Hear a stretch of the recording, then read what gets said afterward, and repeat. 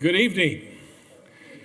We're delighted that you're here with us tonight for a lecture on the life and times of C.S. Lewis. I'll not say more about Lewis because our presenter tonight is going to share a great deal about C.S. Lewis, and he probably would like to have several hours to talk about Lewis and his writings, but you don't have several hours, at least not on this occasion, unless you want to speak to an empty auditorium. Let me just introduce our speaker. Steve Baird is the senior pastor of Mountain View Presbyterian Church in Scottsdale, Arizona. He's pastored back east. He's a graduate of Whitworth College and Princeton Seminary. He is a specialist, I think, on C.S. Lewis. Probably not as good as Walter Hopper, but this is something he's given a part of his life to. He also is a part-time professor on occasion in terms of speech communication. His wife, Julie, and 3 children, Andrew, Hannah, and Haley, bring him a great deal of joy, too. Let me say just a word about how I've gotten to know Steve, and then we'll let him come and share the lecture on C.S. Lewis. As many of you know, I teach preaching at Fuller Seminary here in town. I do 2 courses, an introductory course and then a preaching practicum. In the introductory course, I always invite 4 preachers to come in, and they're there for an hour and a half. I interview them for an hour and then open it up to the students. They like me and my lectures. They love these pastors who come in because here are men and women in the trenches who are communicating a little of the skills God has entrusted to them and giving to our students some real insights in the whole area of preaching and pastoring. I think without any further ado, I'm just going to pray, open us in prayer, and then Steve's going to come. And Steve, I should tell you, these are the finest senior citizens on the West Coast. These are salt of the earth people. When they first invited Sharon and I to come, I looked at Sharon and said, they're a bunch of old people. Sharon looked at me and said, we have met the old folks, Joel, and they is us, so get over it. And we have fallen in love with our residents here at Glencroft. They are an amazing group of people. So you're in good hands, and I hope they're in for a treat as well. Let's pray. Father, would you grace our gathering with your presence this evening? Use Steve to enlighten us regarding the life of one of the great Christ followers, the latter part of the 20th century. Give us minds that are open and to hearts that are attuned to all you want to accomplish in helping us learn from the life and times of one of this world's great Christians. In Jesus' name, amen. Well, thank you for having me. I'll tell you, I know you all may not know this. I think you probably know it just by knowing Joel, but he's too humble to say this or let you know this, but everywhere you go in the valley, everyone speaks highly of him. You can't go away from it. He is so well known, and I was kind of convinced that his last name is wow, he's such a great guy, because that's the response you get from everybody. And so I just, every time I'm around your pastor, I just love it. So I have a lifelong journey of just joy with C.S. Lewis. It began for me when I was very little. My dad would read late at night the Chronicles of Narnia to me. And then I had a professor in college that in one semester made us read 18 C.S. Lewis books. I couldn't believe it, but at the time I hated every minute of it. It was 18 books in one class. But I look back on how formative that was, and that just began a journey for me of study. And I get to teach these classes from time to time in different churches. And my church is, every time I mention C.S. Lewis, they kind of roll their eyes and groan because they get a lot of it. So what I want to do tonight is I want to give you I'm going to give you a big overview of his life and some of his writings, and then I want to share some of them along the way with you, just so you get a flavor of who C.S. Lewis was. He lived such an interesting life, and it's really amazing. I want to read to you one of the great studies of Lewis is just to read his letters. Some of his great wisdom comes out of his letters, but he's also very witty and funny and a great describer. This is one fun letter I just want to read to you that I read the other day. This is to his brother in 1940. He had a friendship with his brother Warren throughout his entire life. This is the entire letter, okay? To his brother, I told you, Warren, a curious thing. I have meant to include it in several letters, which provides a new instance of the malignity of the little people. I was going into town one day, and I had got as far as the gate when I realized I had odd shoes on. One of them clean and the other dirty. There was no time to go back. As it was impossible to clean the dirty one, I decided that the only way of making myself look less ridiculous was to dirty the clean one. Now, you would have believed that this is would you believe that this is an impossible operation? You can, of course, get some mud on it, but it remains obviously a clean shoe that has had an accident and wouldn't look the least like a shoe you've been in a walk-in. One discovers new catches and snags in life every day. That's the entire letter, so I thought it was kind of whimsical and fun. This is a letter that Lewis wrote. He had great correspondence with children in America, a lot of children in America. His popularity in America actually grew at almost a faster rate than it was in Europe and England. And this is, I think, a really fascinating letter to a schoolgirl in America. He wrote this. She had written and asked for some advice on writing. She wanted to become a writer. It is very hard to give any general advice about writing. Here's my attempt. 1, turn off the radio. 2, read all the good books you can and avoid nearly all magazines. What would he have said about the internet and phones? 3, always write and read with the ear, not the eye. You should hear every sentence you write as if it were being read aloud or spoken. If it does not sound nice, try again. 4, write about what really interests you, whether it is real things or imaginary things and nothing else. Notice, this means that if you are interested in writing, you will never be a writer because you will have nothing to write about. 5, and this you'll see as we go along through his journey tonight. Take great pains to be clear. Remember that though you start by knowing what you mean, the reader doesn't. And a single ill-chosen word may lead him to a total misunderstanding. In a story, it is terribly easy just to forget that you have not told the reader something that he wants to know. The whole picture is so clear in your mind that you forget that it isn't the same as in his. 6, when you give up a piece of work, a bit of work, don't, unless it's hopelessly bad, throw it away. Put it in a drawer. It may come in useful later. Much of my best work, or what I think my best, is the rewriting of things begun and abandoned years earlier. 7, don't use a typewriter. Can you imagine in his world what he would say today? Don't use a typewriter. The noise will destroy your sense of rhythm, which still needs years of training. And then 8, he said, be sure you know the meaning or meanings of every word you use. Isn't that great advice to a young girl, schoolgirl in America? Okay, I want to ask a question as we begin. Does anyone know this word? Let's start with who studied and learned German? This is a German word. You German? How would you pronounce this word? Exactly. I don't know German, but I've been corrected. I've mispronounced this so many times. People have corrected me. Sehnsucht. Can we all say that? Sehnsucht. It's kind of a fun word to say. It doesn't translate very well into English. Lewis loved the word, but it's a very difficult word to translate into English. Basically, it means a longing, a desire for something. Think of someone's yearning and desire for a homeland, a distant country. It's a want that it's not being fulfilled. It's kind of a yearning desire, Sehnsucht.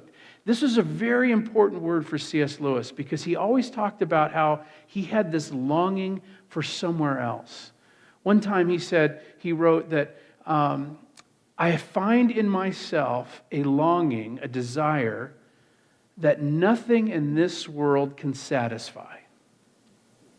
Think about that. There's something in me. I've tried everything: love, money, fame, success, achievement. Nothing fully satisfies. Lewis said, I find in myself a desire that nothing in this world can fully satisfy. Therefore, that must mean that I was made for another world. And that's one of his proofs of the existence of God. And he called that longing Sehnsucht, or he liked the German word. Lewis describes Sehnsucht as the inconsolable longing in the human heart for we know not what.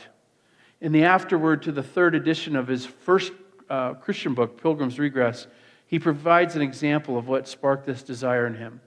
That unnameable something, desire for which pierces us like a rapier at the smell of a bonfire, the sound of wild ducks flying overhead, the title of The Well at the World's End, the opening lines of Kubla Khan, the morning cobwebs in late summer, or the noise of falling waves.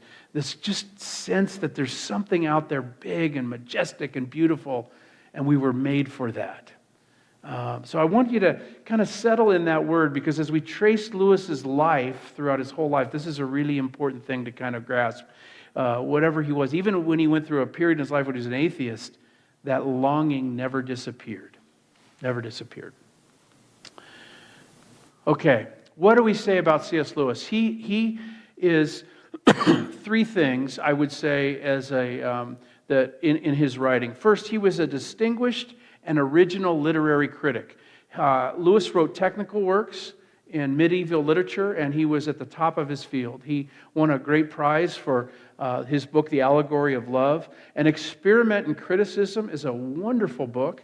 It's actually a book about how to read a book, how to be a good reader. It's fascinating, and one of the best books around on how to read the Bible.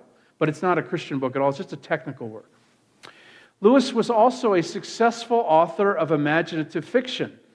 Screwtape Letters. A lot of you have heard of the Screwtape Letters, one of his most famous. He wrote 3 books on space trilogy, The Great Divorce, and of course, his Chronicles of Narnia. Now, any scholar, writer, person had success in one of these categories. Lewis had writings in 3 different genres. He also was a writer and broadcaster of Christian apologetics, Mere Christianity, which is his top-selling book of all time. We're actually recordings in the BBC, Grief Observed and Miracles. So Lewis was proficient in all 3 of these areas, which is just amazing. An amazing, immense man and talent. Lewis was born to Albert James Lewis and Flora Augusta Hamilton Lewis. And this is the house down the right, if you can see that. His house is called Little Lee in Belfast, Ireland. That's where he was born in the late 1800s. That's a picture on the top right of his mom and his father, Albert. Lewis's mother died when Lewis was 10 years old, and it was cancer. And in his book, Surprised by Joy, this book here, he describes in great detail about, back in those days, you convalesced, and even surgeries happened in the home. And he talks about the comings and goings, the whispers, and no one ever really told him what was going on. And think about a 10-year-old boy, the trauma of losing your mom at that age, but then also not being told exactly. But he described in such vivid imagery about how he was now adrift. After she died, he was adrift on the sea, and there were no more continents. That's the vivid imagery. He said, it's like my life suddenly was me. I couldn't find land. I couldn't land anywhere. He says, I am the product, this is what Lewis said, I am the product of long corridors, empty sunlit rooms, upstairs indoor silences, attics explored in solitude, distant noises of gurgling cisterns and pipes, and the noise of wind under the tiles. Also of endless books. There were books in the study, books in the drawing room, books in the cloakroom, books too deep in the great bookcase in the landing, books in a bedroom, books piled as high as my shoulder in the cistern attic, books of all kinds reflecting every transient stage of my parents' interests, books readable and unreadable, books suitable for a child and books most empathetically not. Nothing was forbidden me. In the seemingly endless rainy afternoons, I took volume after volume from the shelves. Right after his mother died, Lewis actually created and wrote stories, 10, 11 years old. He wrote stories about talking animals, and he called it the Boxen Empire. Just this vivid imagination. Here he is. His father was a solicitor. He was an attorney. He worked long, long hours in this huge home. Rainy, long times. He would just read and read and read. He created a language for these animals at this young age. They had maps. His brother helped him. But the imaginary world of C.S. Lewis right there. So this fascination with story, with talking animals, with literature began very young for Lewis.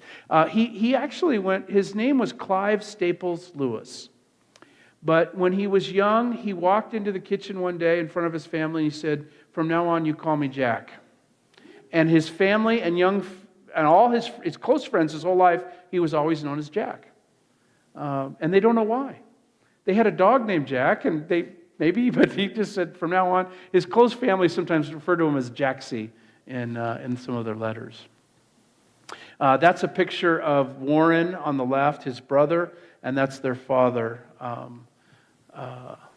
Albert, and then that's Jack on the right.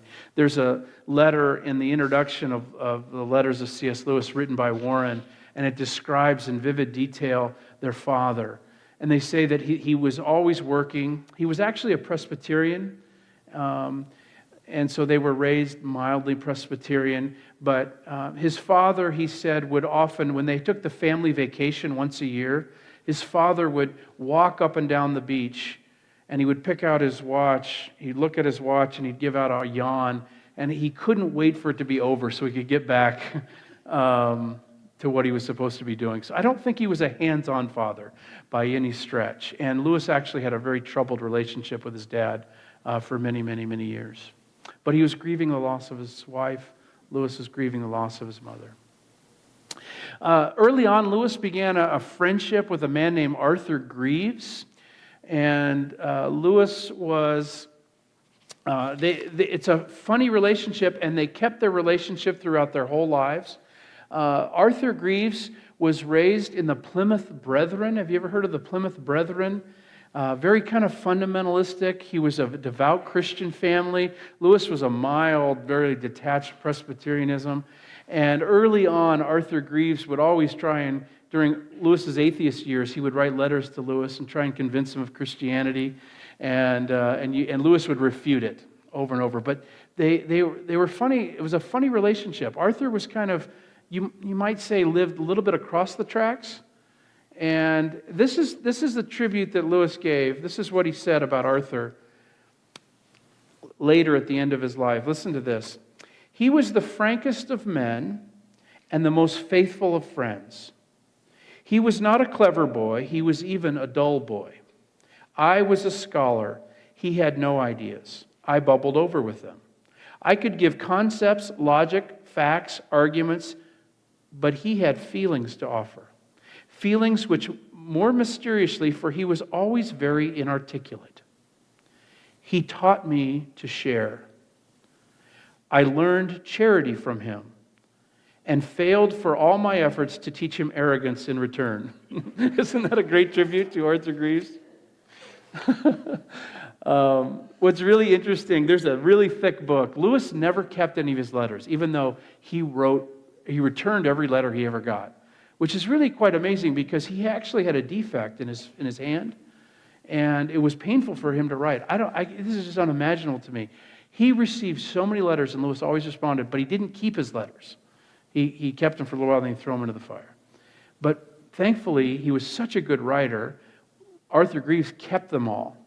And Lewis, you can kind of guess what the correspondence by how he responds, what was coming back. But there's a very thick book of letters called They Stand Together. Later in life, Lewis becomes a Christian. Arthur Greaves actually walks away from the faith, and their roles are reversed.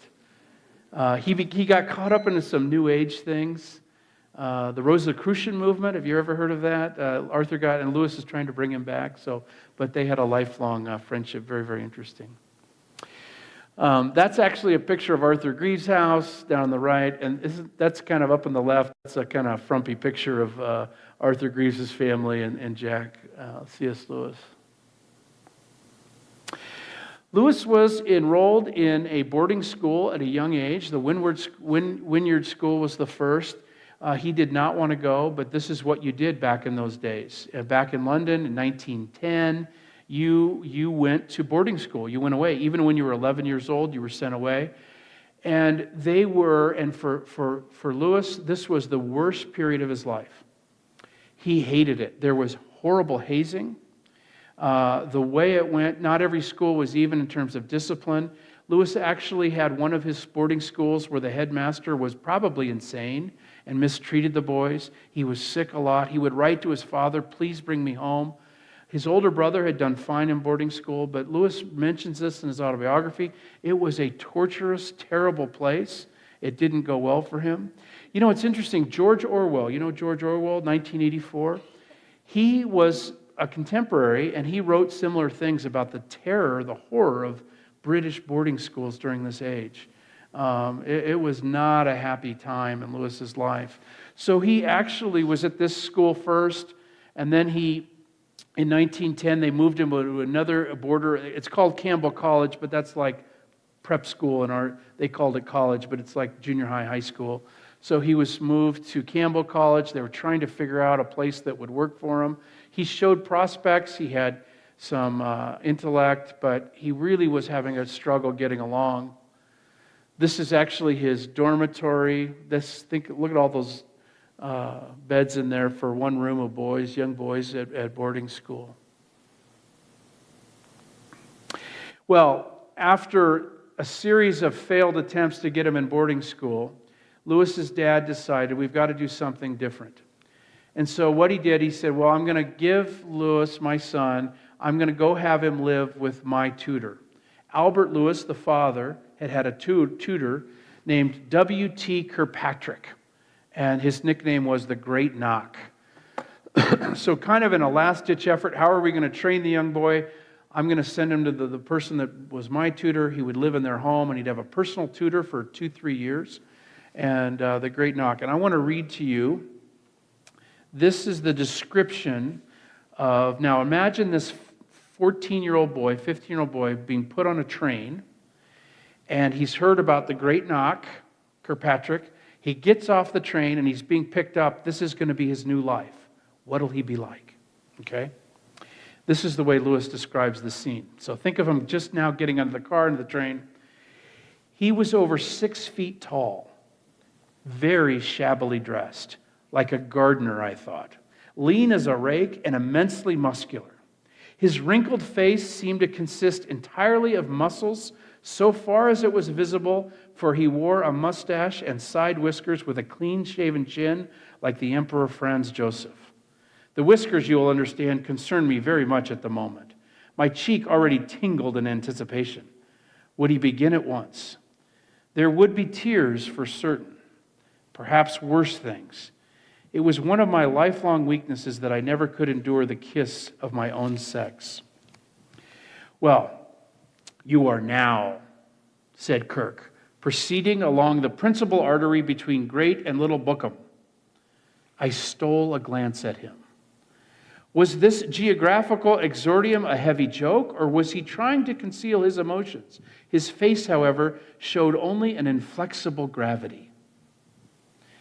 I began to, quote, make conversation in the deplorable manner which I had acquired at those evening parties and indeed found increasingly necessary to use with my father. See, what would happen with Lewis's father is he and his brother would come home from school, and he was an attorney, he was a solicitor, and so Lewis and Warren, his brother, the father would say, well, how was school? And they'd begin to talk. Well, I was writing this paper, and he'd go, oh, I see it all, I understand what you're talking about, and then he would just talk. He would pontificate about anything he wanted. So Lewis never, ever got a word in. He would just sit and listen to the boring father talk. So Lewis figured at this point, well, I was used to this. This is how it's going to go. So I began to, quote, make this simple conversation. And I said I was surprised, Lewis said, I was surprised at the scenery of Surrey. It was much wilder than I expected.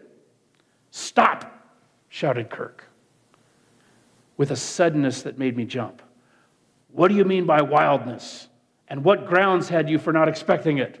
This is a little 15-year-old boy, and he goes, oh, the scenery's kind of wild. It's not what I expected. He goes, stop! What do you mean? Well, think about it. His father had never asked him a question about what he meant. He would tell him. I replied, I don't know. I was just making conversation.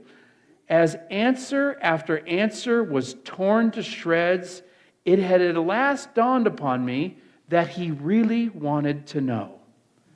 He was not making conversation, nor joking, nor snubbing me. He wanted to know. I was stung into attempting a real answer. A few passes sufficed to show that I had no clear and distinct idea corresponding to the word wildness, and that in it, so far as I had any idea at all, wildness was just a singularly inept word. Do you not see then, concluded the great Knock, that your remark was meaningless? Isn't this great? He's just attacking this kid. Why you call this wild? You defend your ground. Defend it. What do you make sense of it? He couldn't. He says, well, do you see now? What you said was absolutely meaningless. Now, this is great. This is my favorite part. Lewis said, I prepared to sulk a little, assuming that the subject would now be dropped. Never was I more mistaken in my life. Having analyzed my terms, Kirk was proceeding to deal with my proposition as a whole. On what had I based my expectations about the flora and geology of Surrey? Was it maps or photographs or books? I could produce none. It had, heaven help me, never occurred to me that what I called my thoughts needed to be based on anything. Kirk once more drew a conclusion without the slightest sign of emotion, but equally without the slightest concession to what I thought good manners. Do you not see, then, that you had no right to have any opinion whatever on the subject? Isn't that harsh? Think about this. Lewis had 3 years with this man. And every time Lewis gave an answer, he said, make it clear. Do you know what that means? I mean, can you see now why Lewis became such a great writer and describer? Now, Kirkpatrick was an atheist and pretty much drove what little faith Lewis had out of him. Really disappeared during those times. But isn't this, what I find so interesting is, C.S. Lewis became one of the great defenders of the faith, one of the great apologists, one of the great describers of the Christian faith. I really believe that God used this man, an atheist, to shape one of his great pupils. Isn't that wonderful? Boy, no one has written more clear, has defended the ground better, and God smiled and says, well, I want mine to go to Kirkpatrick and have him learn all this fun stuff. So we can thank W.T. Kirkpatrick. The very thing he tried to drive out became something of a great gift in Lewis.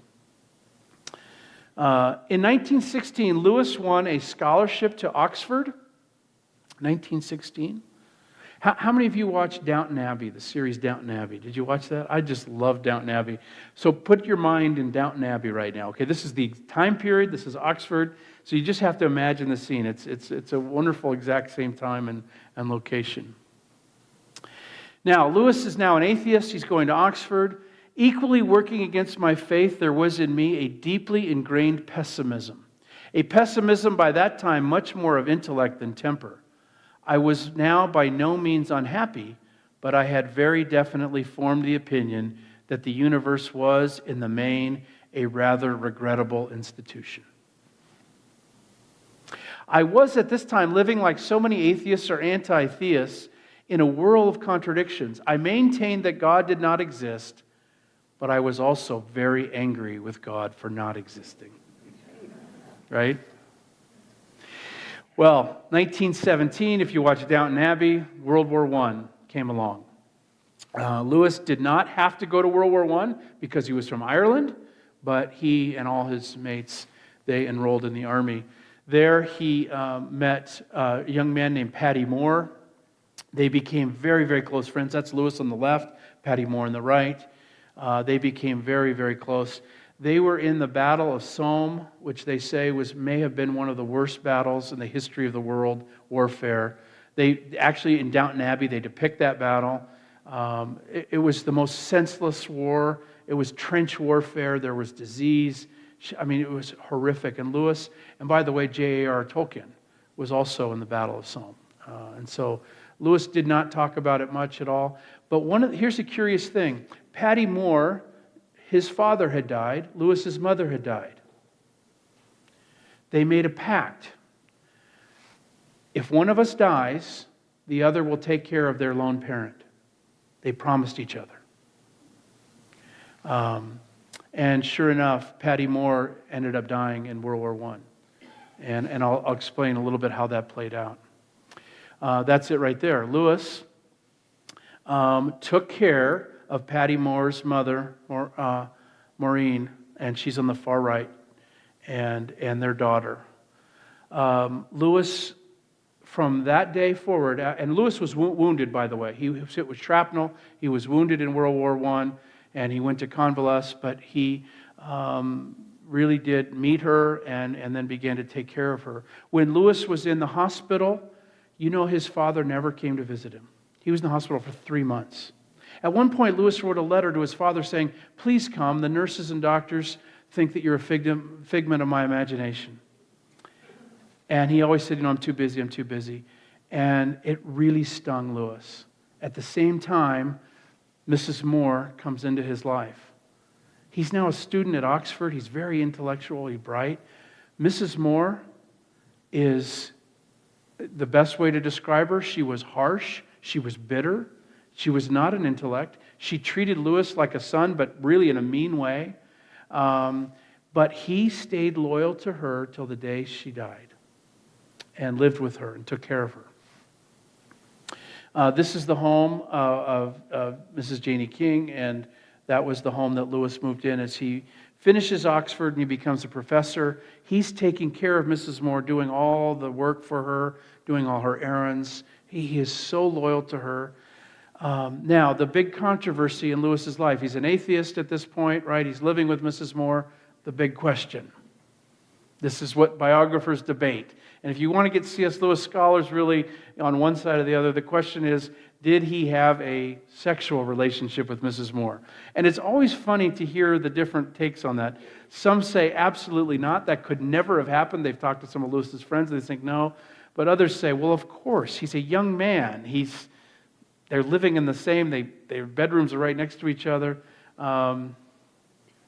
Early on, when I used to study Lewis, I was of the opinion that absolutely not, that could never have happened.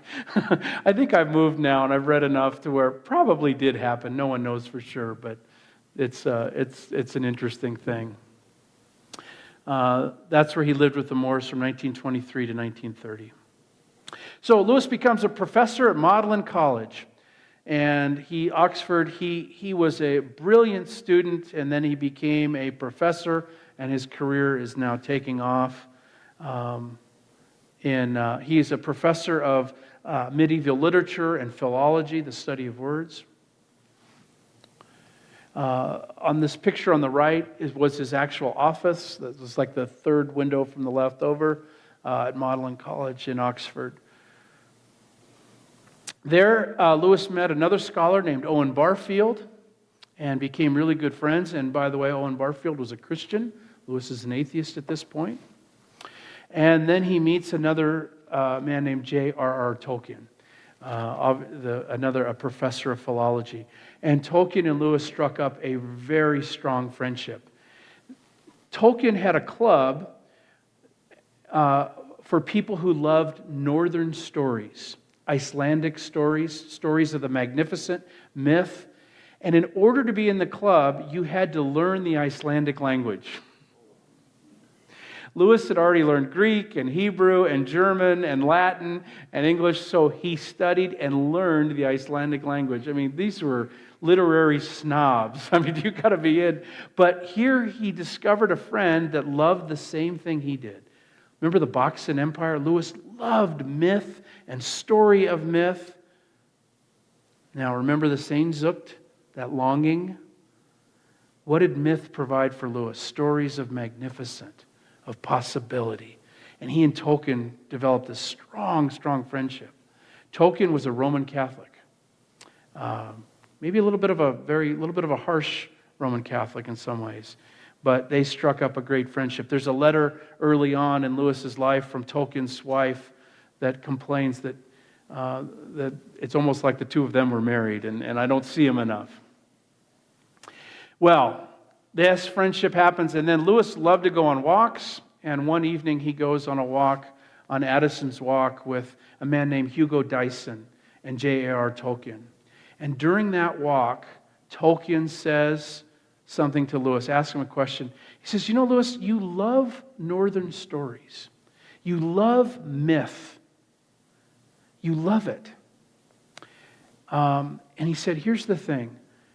Christianity is the one myth and is the source of all myths, but it's the one that's actually true. He said, you know, you love the stories of catastrophe. Think about all the great stories, right? Every great story in human history, it has good, it has evil, it has tragic figures, it has the hero. I mean, think, what are the great stories? Cinderella, all the Disney movies, right? All the Greek mythology of a hero. He says, Lewis, you know how you love that? Well, let me tell you, this is the one that's the source of all of those. He coined a phrase, the eucatastrophe. The little Greek word EU is good. And he called Christianity the good catastrophe of all time, and it's true. Well, that struck a chord with Lewis. The next day, he said he was on with his brother, and he was riding in his brother's sidecar of a motorcycle. They were on their way to the Whipsinade Zoo, and he said, at the beginning of the ride, I didn't believe in the deity of Christ. By the end of the ride, I believed in the deity of Christ. He said, nothing happened on the road, but the long talk I had with Tolkien and Dyson had a lot to do with it. So Lewis converted to theism, and then he became a Christian, in large part due to the witness of his two friends. And this is Arthur Greeves. Now, there's some really fun letters if you really read this. Now Lewis is describing to Arthur, you know, back then I used to argue against this, and now I see, and now I can see the great story of Christianity. First thing Lewis did after he became a Christian is he wrote a book. Has anybody read The Pilgrim's Regress? Anyone read that? This is not his most famous. You've read it. Most people say this is not one of his better books. A few people liked it. But in some ways, it's the villains are too villainous. The heroes are too. I mean, it lacks some of the balance of his other books in some ways. But here's the thing: the villains in Pilgrim's Regress are university professors in administration. He's teaching at Oxford. Not a good idea, right? So this book was not his best. He was stung by some criticism, but right after becoming a Christian, he wrote a book about it called The Pilgrim's Regress. Well, the professors, the administration at Oxford did not like it one bit. And you know that Lewis was passed over for full professorship 2 times. And for most of his career, he was a tutor. Even though he was the most popular lecturer at Oxford, even though they never got over it. It was only late in life that Cambridge came in and said, well, of course we'll give you full professorship.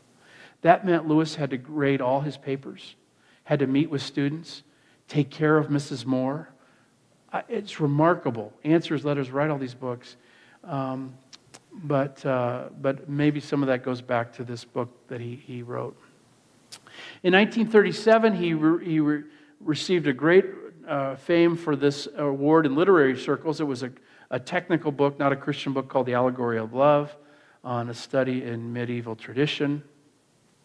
And then he and a man named Charles Williams and Tolkien and Owen Barfield and Warren, his brother, began a group of people called the Inklings, and they would meet in this pub called the Eagle and the Child that is still there in Oxford, and they would have weekly Inklings meetings, and what they would do is read each other's work and then critique it.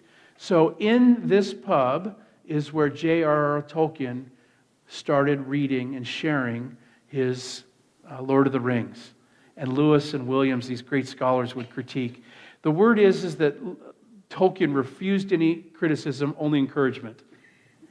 But he gave strict criticism to everyone else's work. So that tells you a little bit about Tolkien. But I always wonder how amazing it would have been to sit in and listen to some of those conversations. All right, I got to keep moving. That's a picture of the Inklings there. Lewis met a woman named Helen Joy Davidman. They had some correspondence. She had moved to England to get away from her husband, actually, who was abusive. He got caught up in the McCarthy-era trials, and she did too. They were accused of being communists, so she fled. She was in England, and Lewis and she met. And if you've seen the movie Shadowlands, there was a Hollywood movie about this. But basically, she was going to be deported back to America to face the McCarthy trials and maybe imprisonment or lose her reputation and go back to this abusive husband. Even though they had a divorce, she had 2 boys. And Lewis said, this is nonsense. He was so mad at the British government for deporting her that he went ahead and married her. It was not romance. It was nothing consummated the marriage at all. That he just did that so that she could stay in Britain. Tolkien was so angry at Lewis for doing this, not telling him, but for getting married, getting around this. He thought, you don't do that, the church. And that really ruptured their friendship. That was a big, big thing. And they really never got over that. Right after that, Joy Davidman came down with cancer. And Lewis visited her in the hospital. And in that hospital, they fell in love. And they got married. She went into remission, and they had 3 marvelous years together. She became a Christian. She wrote one of the best commentaries on the 10 Commandments called Smoke on the Mountain. She was a great intellect. And Lewis said, I never expected to have in my 60s the happiness that passed me by in my 20s. So he was a bachelor until he was in his, late 50s and 60s. That's a picture of Joy Davidman. She was kind of a wild lady. That's the rifle she used to discourage trespassers in their house, the kilns. You can still go. If you go there, you can go to the kilns. I had the privilege a couple years ago of going and touring their house called the Kilns just outside of Oxford. That's a picture of the 2 of them. This is Lewis's grave. It's hard to read that, but down below it said, there's a quote, men must endure their going hence. The day that Lewis's mother died, there was a calendar they had on the wall. And on each day there was a quote. And this is a quote from Shakespeare. And so the day she died, Lewis remembered the quote was, men must endure their going hence. And so that's a tie back to his mother at that point. Lewis is enshrined now. This happened actually, I think, just about 6 years ago, but he's in the Poets' Corner in Westminster Abbey, and you can go see it now. So he's there, and T.S. Eliot and all the greats, and if you ever go to Westminster Abbey. Now, let me go back to where I started. Sehnsucht, that longing. Lewis found that in his atheism, an emptiness. I was upset at the world not having any meaning, that there was no God. And then I was angry that God didn't exist. And this whole contradiction. And he found this yearning somewhat satisfied, but not fully, in myth and in story. And he became pursued that. There was something happening there. And I think this is the same thing that happens in our society. G.K. Chesterton, another writer from Britain, talked about this, is every single one of us has a yearning and a want for something more, a Sehnsucht. Some of us, we go to blockbuster movies in the summer, right? And they're not all that great, but this good and evil, this catastrophe, we watch this. We all have a sense where we want something more. And we need to have it satisfied by different things. And, well, Lewis discovered that he found the home, the far-off country, when he met Christ. And he said that longing was fulfilled. It was fulfilled for him. And then he became a great defender, a great apologist of the faith. One of my professors when I was at Princeton Seminary, a man named Diogenes Allen, wrote this. He put it this way. He said, we can believe the claim that he is alive. Think about Easter. We can believe the claim that he is alive because the emptiness which craves to be filled is touched and partly filled by an invisible reality brought to one by the gospel, which proclaims the risen Lord. And he's echoing what Lewis said. One of the proofs that Christ is real is that we've experienced him. Now, the scriptures say he's real. Our Sunday school teachers may have said it, but he said, look at the empty feeling. Look at the longing. Look at the want. Proof is we land at home when we encounter the risen Lord. That's a big, fast flyover of Lewis's life. I would love to go on for 3 hours and tell you about all the different writings and readings and different things, but let me pause. And I do want to do a reading before we close tonight, so I brought a reading. I just want you to enjoy it. But are there questions that I can answer about Lewis and his life? Raise their hand and we'll bring a mic. Raise your hand and we'll bring a mic. So, any questions about C.S. Lewis?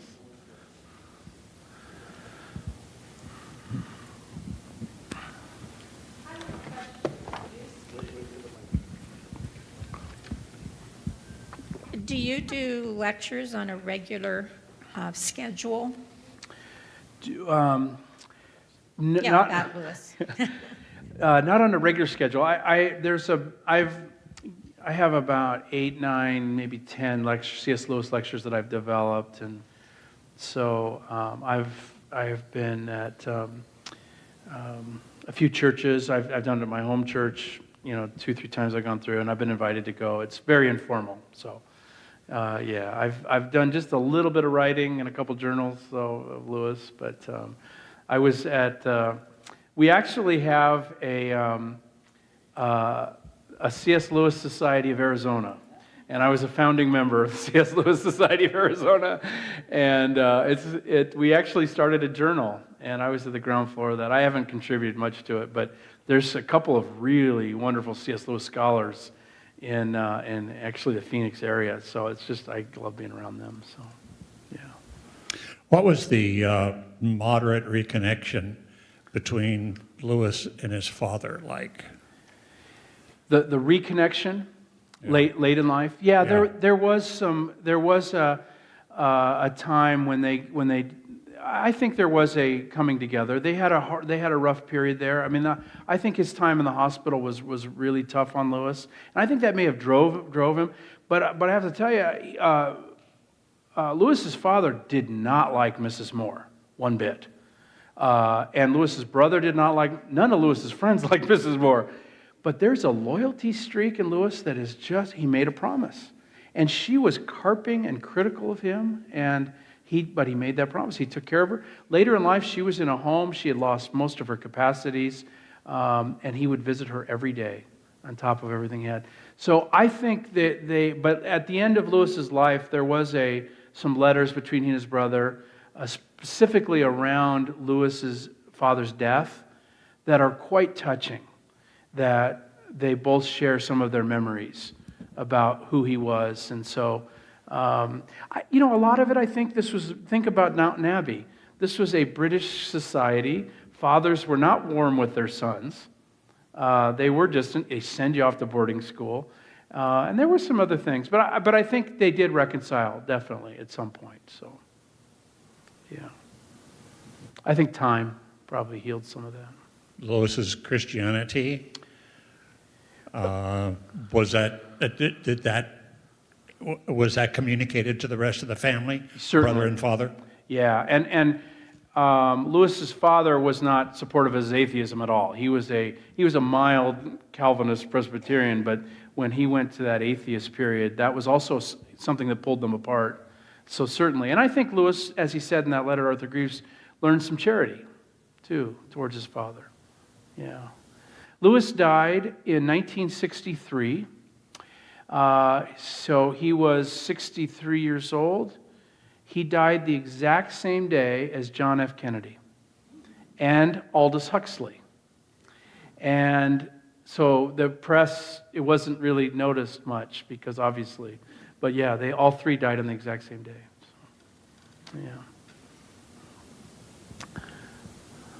Other questions?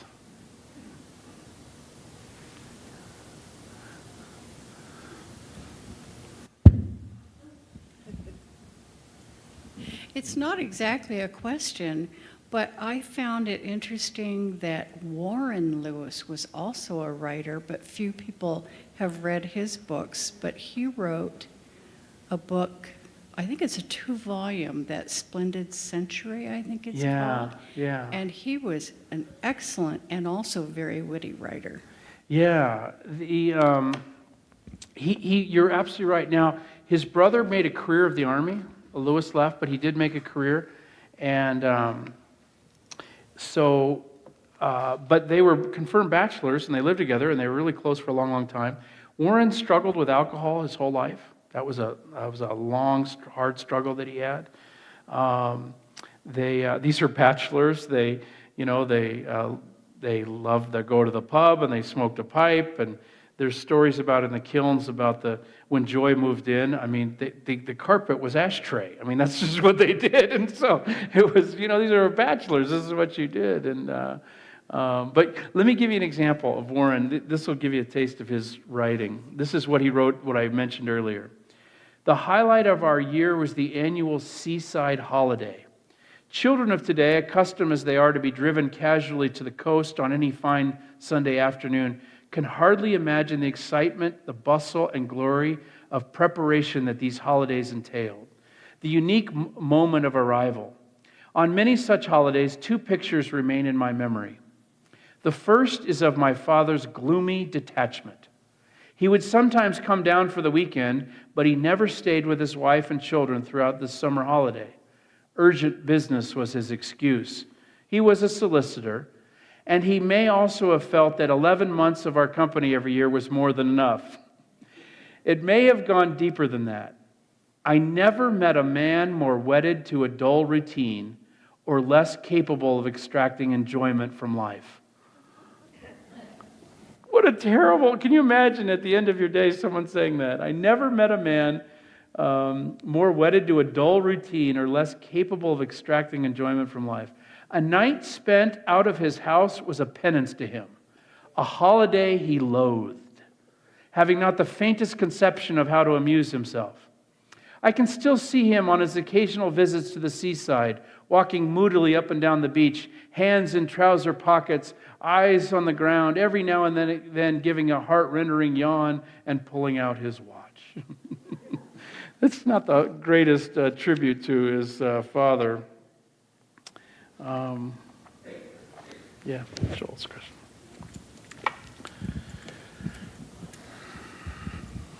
Talk a little about Lewis's connectedness to the church. That was kind of a unique or stormy kind of relationship. Yeah, Lewis was Anglican, and down from the Kilns, his house that he lived in Oxford, I've done the walk. You can just walk down, and there's an Anglican church there. It's still there. They still worship there, and Lewis's grave is right outside there. When you go into the church, you'll see there's pillars. It's an old 1300, like they all are back there, and so there's columns.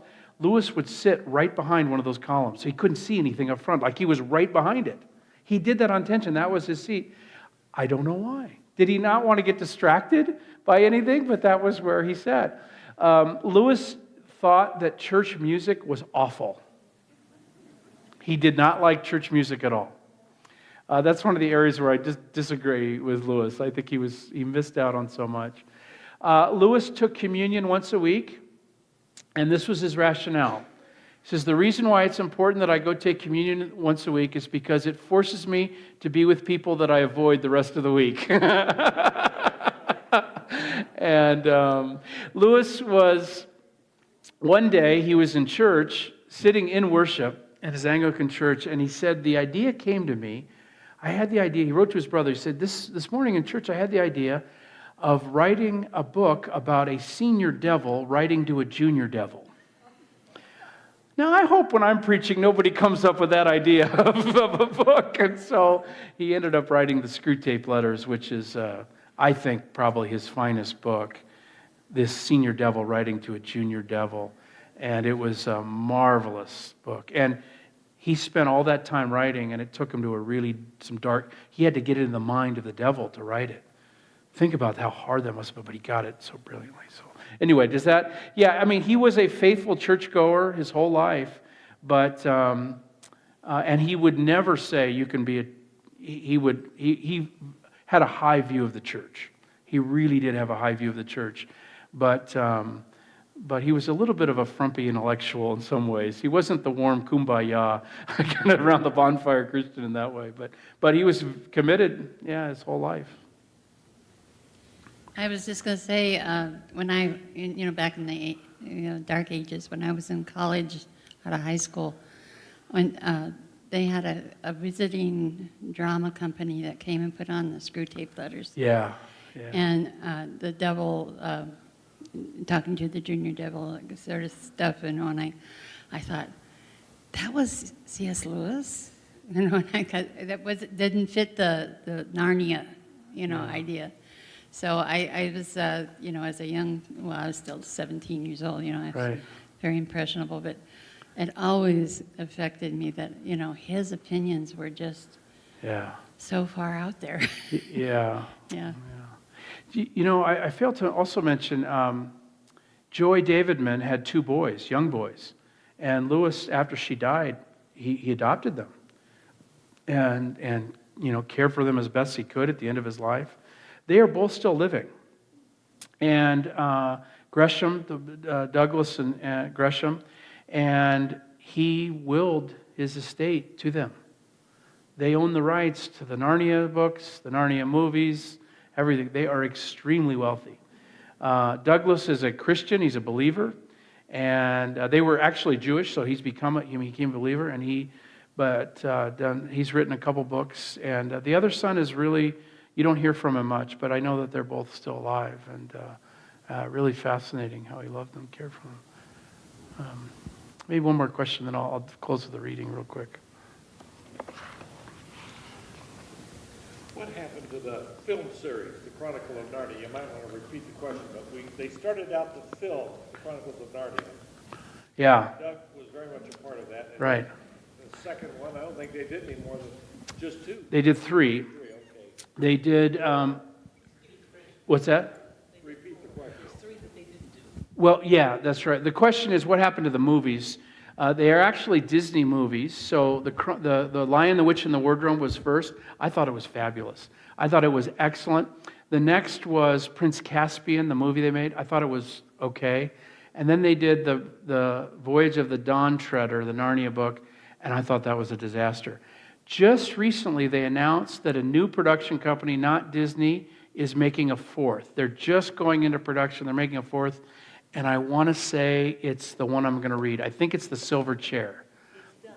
It's done. It's finished. Well, you're right. There are a series of movies that were made, but now these are the Hollywood movies. So yeah, all 7 were made into movies, but these are, the Hollywood's only done, the big Disney production, only 3. Okay, well, I didn't know the Hollywood production. Yeah. Mine's from Britain, probably. Yes, there was a British company that did it, yeah. I like British works. Yeah. Can I ask you a question? Yeah. It has to do, he wrote a book, The 4 Loves. Is that the Yes. same thing as the allegory, or whatever you No, called? no. That's a different book. Very different book. The 4 Loves is a great book. I Yeah. think it's one of his lasting books. I just actually talked on it a couple weeks ago, and it's marvelous about the meaning. He dissects the meaning of the word love. Yeah. The Greek language has 4, meanings. 5 maybe. And in English, In English, we don't, we're limited. But it has several meanings, but we Right. mistake it for the wrong meaning. Right. I know. I'm a big baseball fan, so I love the San Diego Padres, and I love my wife. Well, those are two different things. They have to be because they can't be. But we have the same word to describe both of those. Okay, can I take 4 minutes and do a reading? All right, I want you just to, you can relax, enjoy a good, we don't do this in our society much anymore. We just get a reading. I want to give you a flavor of Lewis. This is from his book, The Silver Chair, in the series on the Chronicles of Narnia. This is pretty much at the beginning. There's two children who've been taken from Britain, and they've been thrust into this imaginary world of Narnia. And one of them is named Scrub, and the other is Jill. And Scrub is kind of a tough kid, and he gets lost, and he falls off a cliff. Scrub is good, just falls off a cliff. Jill is all alone, and she's heard about the lion in Narnia. Now, the lion is Aslan, the Christ figure in these books. She's heard about the lion. She's scared. She's tired. And Lewis says this. He says, she's crying. Crying is all right in its way while it lasts, but you have to stop sooner or later, and then you still have to decide what to do. Isn't that true? At some point, you can cry and cry and cry, but you got to make something happen. When Jill stopped, she found she was dreadfully thirsty. She had been lying face downward, and now she sat up. The birds had ceased singing, and there was perfect silence, except for one small, persistent sound, which seemed to come from a good distance away. She listened carefully and felt almost sure it was the sound of running water. Jill got up and looked around her very carefully. There was no sign of the lion, but there were so many trees about that it might easily be quite close without her seeing it. For all she knew, there might be several lions. But her thirst was very bad now, and she plucked up her courage to go and look for that running water. She went on tiptoes, stealing cautiously from tree to tree and stopping to peer around her at every step. The wood was so still that it was not difficult to decide where the sound was coming from. It grew clearer every moment, and sooner than she expected, she came to an open glade and saw the stream, bright as glass, running across the turf a stone's throw away from her.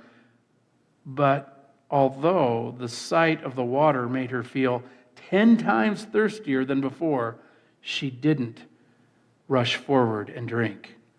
She stood as still as if she'd been turned into stone, with her mouth wide open, and she had a very good reason. Just on this side of the stream lay the lion. It lay with its head raised and its two forepaws out in front of it, like the lions in Trafalgar Square.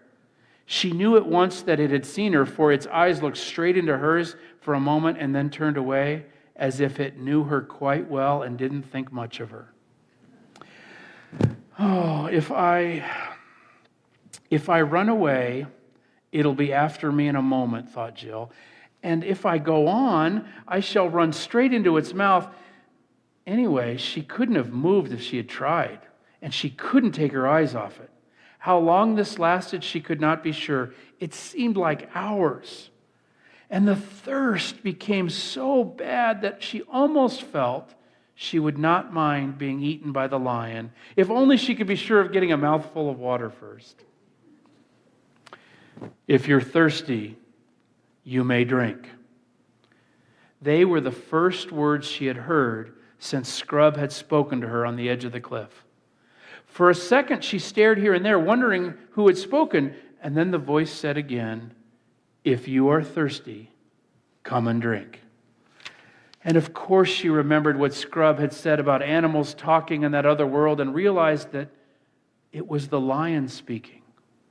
Anyway, she had seen its lips move this time, and the voice was not like a man's. It was deeper, wilder, and stronger, a sort of heavy golden voice. It did not make her any less frightened than she'd been before, but it made her frightened in a rather different way. "Are you not thirsty?" said the lion. "I'm dying of thirst," said Jill. "Then drink," said the lion. May I, could I? Would you mind going away while I do?" said Jill. The lion answered this only by a look and a very low growl. And as Jill gazed at its motionless bulk, she realized that she might as well have asked the whole mountain to move aside for her convenience. The delicious rippling noise of the stream was driving her nearly frantic. Will you promise not to do anything to me if I do come?" said Jill. "I make no promise," said the lion. Jill was so thirsty now that without noticing it, she had come a step nearer. Do you eat girls?" she said. "I have swallowed up girls and boys, women and men, kings and emperors, cities and realms," said the lion. It didn't say this as if it were boasting, nor as if it were sorry, nor as if it were angry. It just said it. "Well, I dare not come and drink," said Jill. "Then you will die of thirst," said the lion. "Oh, dear," said Jill, coming another step nearer. "I suppose I must go and look for another stream then." "There is no other stream," said the lion. It never occurred to Jill to disbelieve the lion. No one who had seen its stern face could do that, and her mind suddenly made itself up. It was the worst thing she ever had to do, but she went forward to the stream, knelt down, and began scooping up water in her hand. It was the coldest, most refreshing water she had ever tasted. You didn't need to drink much of it, for it quenched your thirst at once. Isn't that a great story? I think about Lewis writing about his longing, his thirst, Sehnsucht. And then he met Jesus, and it quenched his thirst. And we're grateful for that, aren't we not? Yeah. Can I close in prayer? Father, thank you for Lewis and his words and his reminder of the longing that you've placed in our hearts. You said you've placed eternity in our hearts, and help us to each day wake up and remember that we've already arrived at home, that the longing has been fulfilled in your Son. We thank you that Lewis has reminded us and pointed us there. We pray in his name. Amen. Thank you, Father.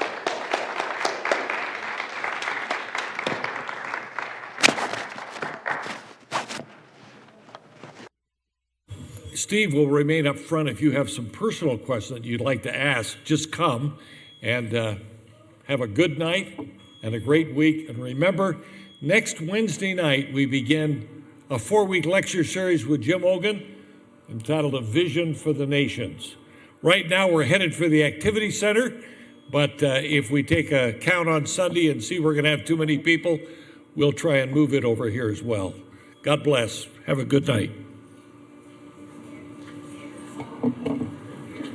Steve, I'll let you talk to people. I'll get you in here. Thank you.